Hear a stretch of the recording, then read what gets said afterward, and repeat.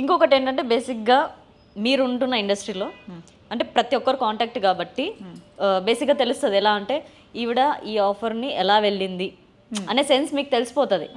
అది ఫ్రెండ్ ద్వారా ఉండొచ్చు, ఏదో ఒకటి రిలేషన్లో తెలుస్తుంది. సో అలా తెలిసినప్పుడు మీ ఒపీనియన్ ఏంటి? నిజంగా ఆఫర్ల కోసం అమ్మాయిలు ఎందుకు ఇంత తెగించడం, ఎందుకు ఇలా చేయడము అని మీ పర్సనల్గా మీరు ఎలా ఫీల్ అవుతారు? అదే ఉంది. అప్పుడు ఎవరి పర్సనల్ లైఫ్ వాళ్ళది. ఇప్పుడు చూడు, నువ్వు ఒక కలర్ డ్రెస్ వేసుకున్నావు, నేను ఒక కలర్ డ్రెస్ వేసుకున్నాను, నీకు అది నచ్చింది, నాకు ఇది నచ్చింది. చూడిదార్ వేసుకున్నాను, నేను సారీ వేసుకున్నాను.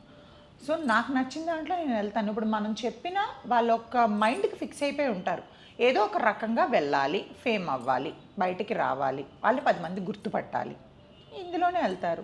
తప్పేముంది అని అంటే మనం జడ్జ్మెంట్ మనం తప్పు అనుకుంటే వాళ్ళ తప్పు అని వాళ్ళు యాక్సెప్ట్ చేయరు కదా. వాళ్ళు అనుకున్న వేలో అదే కరెక్ట్. ఇప్పుడు కమిట్మెంట్ గురించి మాట్లాడుతున్నాం మనం.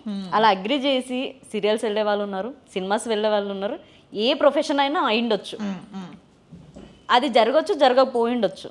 కానీ సాటిస్ఫాక్షన్ ఉంటుందా ఒక లేడీకి?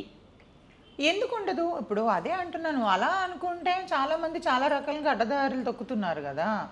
సో తను అనుకున్న దాంట్లో ఏ వేలో వెళ్ళినా అమ్మాయికి కావాల్సింది దొరికినప్పుడు అమ్మాయి సాటిస్ఫై అవుతుంది కదా ఖచ్చితంగా. ఇప్పుడు ఒకటి తప్పు అని చెప్తారు మన ఇంట్లో వాళ్ళు, బట్ నీకు ఎప్పుడన్నా చూడు తప్పు వైపే ఎక్కువ అట్రాక్ట్ అవుతాం మనం, మంచి వైపు ఎప్పుడు అట్రాక్ట్ అవ్వం. నువ్వు కరెక్ట్గా అబ్జర్వ్ చెయ్యి. అవును. ఇప్పుడు మందు తాగితే మా కిడ్నీలు లివర్ పోతుందని తెలుసు స్మోక్ చేసిన, బట్ ఎందుకు అదంటే దానివల్ల ఏదో ఒక కిక్ ఉంటుంది కాబట్టి సో డెఫినెట్గా చేస్తారు. అది తప్పని తెలిసిన వాళ్ళకి కావాల్సిన సాటిస్ఫాక్షన్ వాళ్ళకి దొరుకుతున్నప్పుడు అది తప్పు ఒప్పు అని ఆలోచించరు. అండ్ ఇంకొకటి, ఇప్పుడు మీరు అన్నారు నిజంగానే వర్క్ ఇచ్చేటోడు ఏ క్వశ్చన్ వేయడు, అవును, అడగడు, వాడు ఓన్లీ మన టాలెంటే చూస్తాడు. అది ఎగ్జాక్ట్లీ అది రైట్ ఆన్సరు.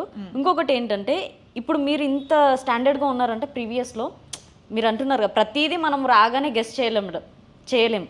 సో మీకు ఎవరన్నా ఇబ్బంది పెట్టిన వాళ్ళు కానీ ఉన్నారా? ఒకరిద్దరు పేర్లు చెప్తే పేర్లు వద్దు, మ్యాటర్ చాలు మనకి. మొహం మూసుకుంటారు. కింద వాళ్ళే పెద్దవాళ్ళు. ఈ మధ్యలో చేసిన వాళ్ళు ఎవరితో కూడా నాకు ప్రాబ్లం లేదురా. నేను 2-3 మూవీస్ చేశాను, వెరీ ఫ్రెండ్లీ పర్సన్స్ అంతా కూడా.